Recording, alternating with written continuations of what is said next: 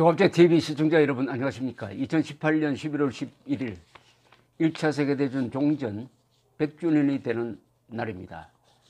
지난주에 있었던 미국 중간선거 이후에 트럼프 대통령이 보여주는 행동을 보면은 역시 기업인 출신 정치인의 한계라고 그럴까요?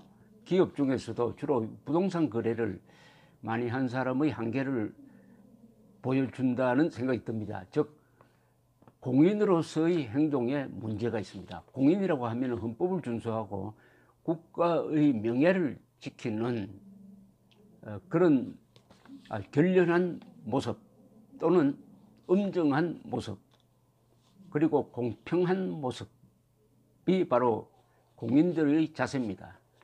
퍼블릭 마인드라고 그러죠. 그런 자세를 퍼블릭 마인드, 공적 의식이 있느냐 없느냐. 그런데 트럼프 대통령의 행동에서는 도무지 그런 걸 느낄 수가 없습니다.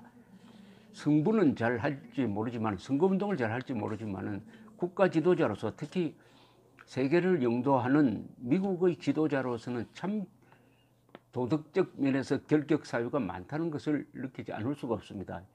이분은 맨 먼저 한 일이 법무장관 해임이었습니다. 그것도 직접 전화를 걸어서 수고했으니까 물러나 달라고 한 게 아니라 그냥 켈리 비서실장을 시켜서 사표 받으라고 했습니다. 전에 국무장관을 해임을 할 때는 트위터를 날려서 해임을 하는 이런 아주 비상식적인 자세를 보여주었습니다. 문제는 후임으로 임명한 사람이 문제입니다. 후임자라는 사람이 상원 청문회를 거치지 않고 임명해서 법무장관 대리를 시키니까 미국에서는 이것은 헌법 위반이다. 어떻게 법무장관 대리를 청문회를 거치지 않고 행동할 수 있느냐. 지금 그 상태에서 직무를 보면은 이건 헌법 위반이고 무효다. 또 더구나 그 임명된 사람이 과거에 트럼프에 매우 유리한 발언을 해가지고 지금 뮬러 특검이 추진하고 있는 2016년 대선의 러시아 공작기관 개입 사건에 대해서 이 새로 임명된 사람은 트럼프 입장에 서가지고 회방을 놓을 것이다. 그 목적으로 임명을 했다. 이렇게 막 의심을 하고요. 또 뻔한 거짓말을 트럼프 대통령이 많이 하는 것은 뭐 알겠는데 이 미셸 오바마, 그러니까 오바마 대통령의 부인이 회고록을 썼는데 회고록 제목이 비카밍이라는 회고록인데 거기서 트럼프가 대통령이 되기 전에 오바마의 출생에 관련된 루머를 퍼뜨려서 유명해진 것을 지적을 하면서 절대로 용서할 수 없다 이렇게 썼습니다. 거기에 대해서 기자가 질문을 하니까 트럼프 대통령은 뭐라고 이야기했느냐. 나는 오바마 대통령을 용서할 수 없다. 오바마 대통령이 군대를 약화시켜서 국민들을 지금 불안하게 만들었다. 이렇게 넘어가고 말았습니다. 논점 이동이죠. 그러나 트럼프가 호놀룰루에서 출생했다는 것은 여러 가지 증거나 자료로서 확실합니다. 그러지 않고 케냐에서 출생했으니까 대통령 후보 자격이 없다는 그런 식의 선동에 트럼프가 중요한 역할을 했고 또 자신이 잘못되었다는 것을 인정을 했는데도 질문을 그런 식으로 받아 넘기는 걸 보면서 문제가 있다고 생각을 했는데 트럼프 대통령이 파리에 가 있습니다. 지금 파리에 갔는데 언론 보도가 이렇습니다. 3,800마일을 날아간 트럼프 대통령이 비가 온다고 50마일 떨어진 미군 묘소에 참배하지 않고 실내에서 놀고 있다. 실내에서 텔레비전 보고 있다 하는 뉴스가 나왔습니다. 무슨 이야기냐 하면은 1차 세계대전 종전 100주년 기념일입니다. 오늘. 그래서 세계에서 70여 개국의 당시의 주로 참전국 정상들이 지금 파리로 모여들었습니다. 어제는 메르켈과 마크롱 두 사람이 100년 전에 독일군이 항복했던 곳에 가서 헌화하고 아주 엄숙한 행사를 했습니다. 화해를 다짐하는 독일과 프랑스 1차 세계대전 때의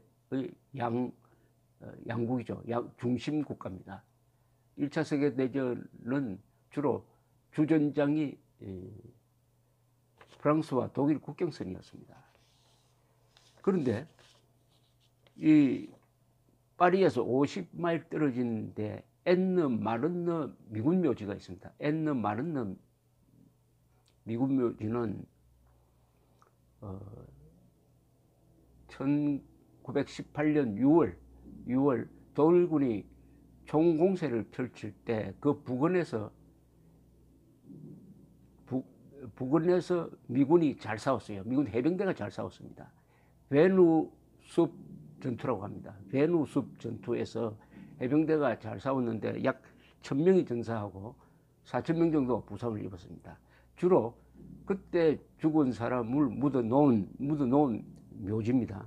이 묘지에는 다른 전사자하고 합쳐서 2288명의 무덤이 있고 그 이외에 유해를 찾지 못한 1060명의 미군 이름이 새겨져 있는 이 묘지에 참배하러 가기로 했는데 날씨가 나빠서 헬기를 타고 갈 수 없다.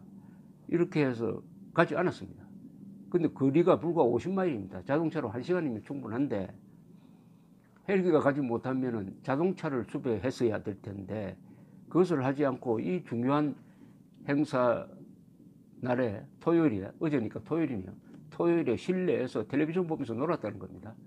이게 도대체 대통령으로서 할 수 있는 일이냐 해가지고 비판이 막 쏟아지고 있습니다. 이런 행사에는 반드시 후보 계획이 있어야 된다. 비는 항상 온다. 비가 올 때 다른 교통수단을 빨리 마련해서 가야지 어떻게 3800마일을 날아온 대통령이 50마일이 비가 온다고 해서 가지 않고 주소할 수가 있느냐. 뭐 이런 그 대신에 갔습니다. 켈리, 이분도 해병대 출신이죠. 켈리 비서실장과 던포드 합참의장이 대신 가서 조의를 표했습니다만은 대통령이 가는 것과는 무게가 다릅니다. 그리고 트럼프는 이 프랑스를 방문해가지고 또 프랑스 마크롱 대통령과 티격태격했습니다. 마크롱 대통령이 이제는 유럽도 자주 국방해야 된다 하는 주장을 한 데 대해서 트럼프 대통령은 파리에 오기 전에 트윗을 날려가지고 막 공격을 했습니다. 그러니까 두 사람이 서먹한 상태에서 만나서 그 문제는 봉합을 하는 걸로 넘어갔습니다만은 이런저런 걸 보면은 이 트럼프 대통령이 역사나 전쟁이나 이런 아주 국가로서의 심각한 문제에 대해서 정리된 생각을 가지고 있지 않고 이 장사하는 사람, 투기하는 사람의 그런 이 습관을 버리지 못하는 게 아니냐 하는 생각이 듭니다. 위대한 정치인은 위대한 기업인보다 더 위대합니다. 뭐 그런 예가 또 전에도 있었죠. 김정은을 만나고 온 직후에 미국 트럼프 대통령이 백악관 집무실이 오발 오피스라고 하는데 오발 오피스가 있는 곳이 서관입니다. 웨스트 윙이라고 그러죠. 벽에 마크롱과 프랑스 대통령 마크롱과 함께 찍은 사진을 걸어 놓았다가 그것을 떼고 김정은과 싱가포르 회담에서 찍은 사진을 걸어 놨다고 합니다. 걸어 놓을 사진이 따로 있지. 링컨 같은 루즈벨트 같은 사람이 트루만 대통령 같은 사람이 묵었던 일했던 곳에다가 어떻게 김정은 사진을 겁니까? 차라리 히틀러, 스탈린, 무솔리니 사진을 걸죠. 더구나 프랑스 대통령 그 직전에 그 프랑스 대통령과 좀 시비가 있었습니다만은 프랑스 대통령 사진을 떼고 김정은 사진을 그렸다. 이것은 미국과 프랑스 사이의 역사적 우호관계를 모르는 행동이 아니었느냐 하는 비판이 있었습니다. 미국과 프랑스는 참 깊은 우호관계를 갖고 있습니다. 미국의 독립은 프랑스군의 지원 없어서는 불가능했습니다. 프랑스군이 루이 16세 시절에 프랑스군이 주로 해군을 주력으로 해가지고 미국에 가서